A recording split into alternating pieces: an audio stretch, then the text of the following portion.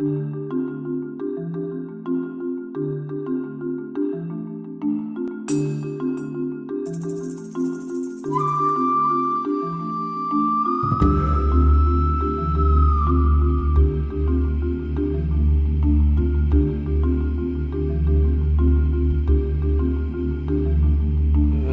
propiamente lo que se llama el fenómeno de violencia, ya para hablar de antecedentes reales,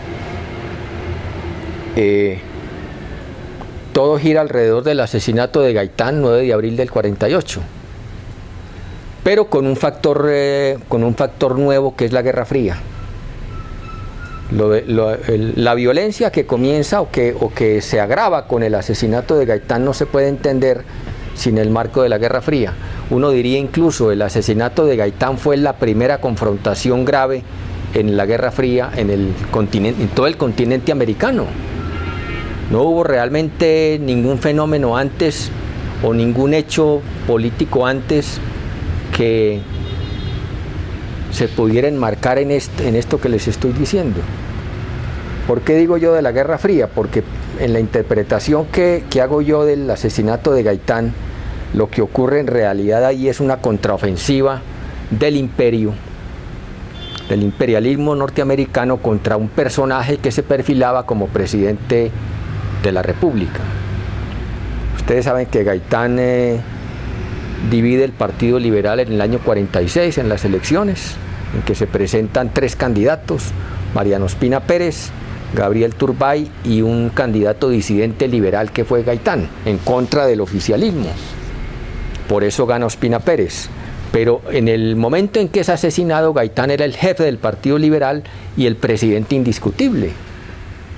Era ya el candidato único, el que reunía pues a toda la población, por eso lo matan. ¿Por qué? Porque Estados Unidos pasa por un momento en el cual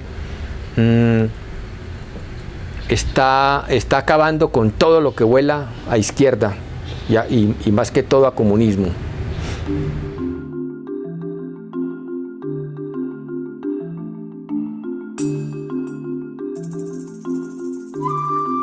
El movimiento campesino que tenía el Partido Comunista era un movimiento agrario legal, organizaciones legales supremamente fuertes, sobre todo en la cordillera central y en parte de la cordillera oriental. Y entonces ellos deciden realmente me parece a mí, por una equivocación táctica,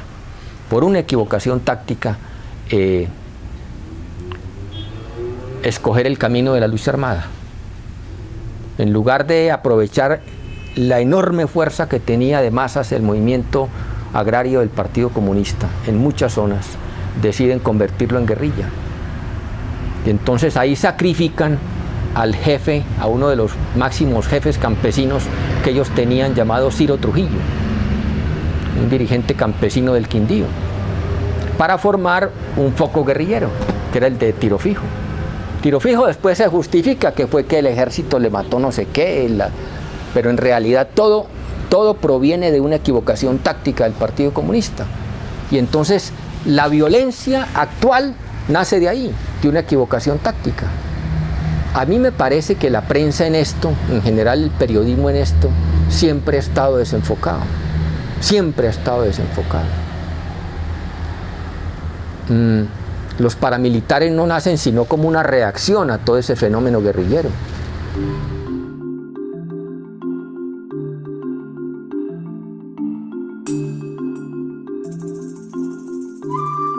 Todos combinamos las formas de lucha, pero es que ellos ponen la lucha armada como eje de toda su táctica.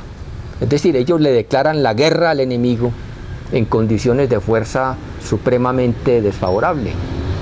Porque uno declara la guerra, me imagino, es en condiciones, o la guerra se declara es... La concepción marxista de la guerra es fundamentalmente la teoría de la insurrección popular. Ustedes saben eso. Lenin dice, la insurrección no se improvisa. Llega un momento en que las mismas contradicciones políticas hacen que la situación desemboque en una especie de sin salida. Ya los de arriba no pueden gobernar, dice Lenin, y los de abajo ya no resisten. Entonces las contradicciones llegan a un punto en que estalla una insurrección popular que lo que hacen los partidos marxistas es tratar de aprovecharla, ¿cierto? Diferente la teoría del foco.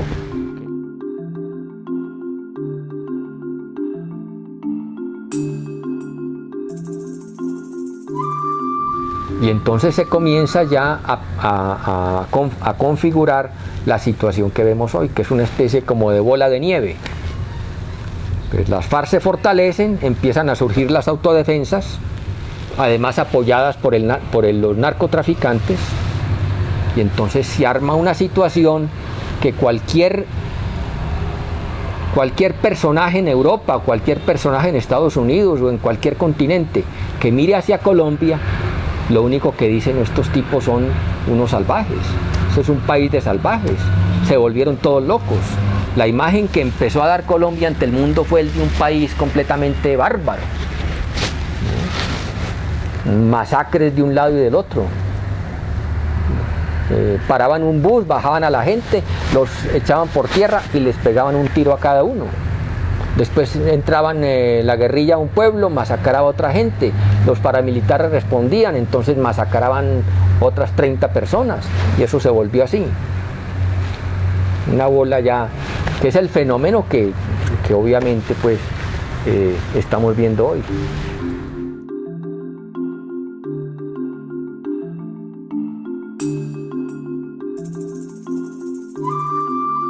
Pero yo diría, todo el origen de todo esto es la decisión equivocada del Partido Comunista de jugarle a la combinación de las formas de lucha. Yo creo que ahí comienza todo, ahí comienza todo.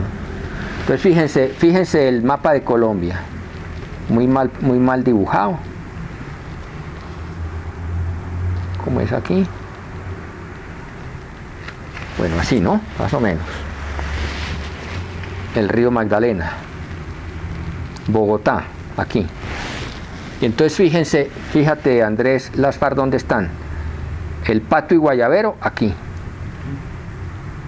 Que es toda la zona del río Caguán, que comienza. Bueno. El río Duda, aquí, que es la Uribe. En las estribaciones del Sumapaz, o sea, aquí. Del Sumapaz bajando, ahí está el río Duda. Y ahí está la Uribe. Un eje. Jacopí, aquí, toda la zona de la vertiente occidental de la cordillera oriental. Todo el Magdalena Medio es de las FARC, todo el Magdalena Medio, todo sin excepción, de Barrancabermeja, de la serranía de San Lucas, de San Vicente de Chucurí, de Puerto Berrío, del nordeste antioqueño, de Jacopí. Y entonces, si usted se fija bien, Bogotá está rodeada. Eso el Comando Sur lo tiene que haber estudiado muy bien, porque es ahí donde realmente operan las principales autodefensas campesinas, en Puerto Boyacá.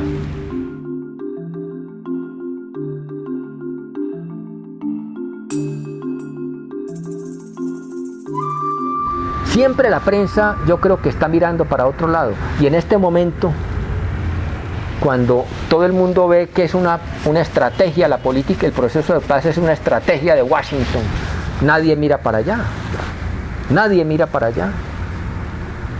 ¿Por qué ni Uribe ni Santos, por qué ni Zuluaga ni Santos podían parar el proceso de paz? Porque no dependía de ellos.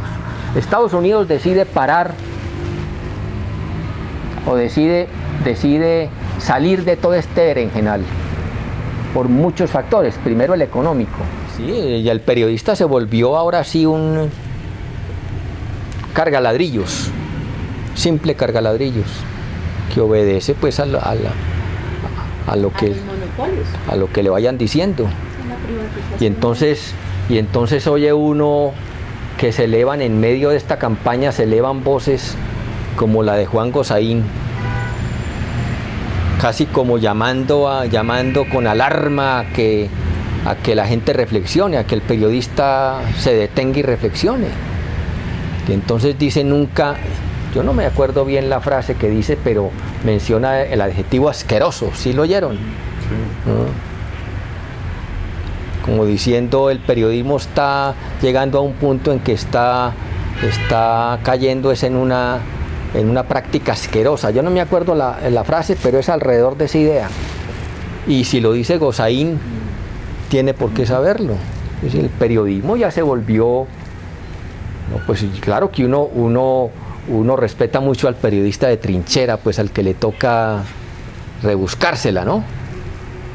Pero también allá hay una capa de periodistas que son francamente como los cortesanos del rey, los cortesanos del príncipe, preocupados porque así el príncipe esté desnudo, nunca la gente se dé cuenta, o por lo menos todo el mundo lo ve desnudo, pero que nadie diga eso, nadie diga que está en pelota. Creo que esa es la función del periodismo hoy, impedir que la gente diga el rey está desnudo. Y entonces es como diciéndose todo el mundo, vean ese traje tan bonito que tiene. Y el tipo va desnudo, Santos desnudo por la calle y todo el mundo diciendo, carajo, pero vean cómo va elegante. No, hemos llegado a una situación que Gosaín la radiografía como nadie.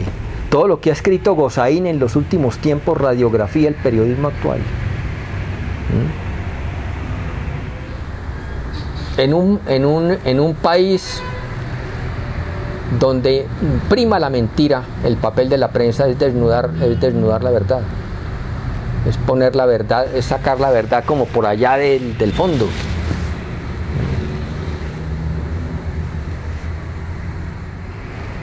Que la voz de los medios comunitarios se alce más que la del Caracol, que la de RCN, que la del Tiempo.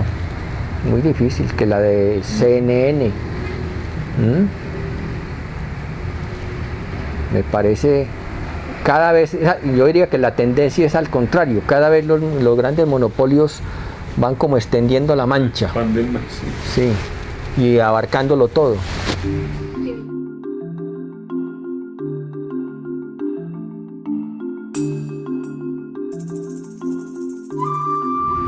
Yo creo que ahí va a haber un posconflicto, pero el posconflicto dirigido por el Banco Mundial. Eso no, ya lo dijo. El Banco Mundial dijo, ya tenemos planes para reinsertados. Lo dice el Banco Mundial, es decir, el posconflicto guiado por el Banco Mundial y por el capital financiero con grandes inversiones en la Orinoquia y la Amazonia, con grandes negocios. Obvio les van a dar zonas de reserva campesina a estos tipos como en el acuerdo de Rojas Pinilla con las guerrillas de su época, les dan zonas de reserva campesina, ¿no? Y manejan la cosa, les dan plata, como hicieron con el M-19, les dan plata. Posiblemente a los jefes les van a dar mucha plata. Todo lo que consigan las FARC que van a hacer chichiguas, lo borra el TLC al otro día. Y no va a haber cambios estructurales. Santos no puede firmar cambios estructurales porque está impulsando es un modelo de gran propiedad con el capital financiero de puntal en el agro. ¿Y cuál es ese modelo en concreto? El modelo es Carimagua, es la extranjerización de la tierra, los grandes monopolios, sí, apoderándose del territorio colombiano. Inclusive fíjese que inclusive ni siquiera para producirlos, o ni siquiera para producirlos todos, sino parte para producir y parte para especulación, que es lo que está ocurriendo en la Orinoquia.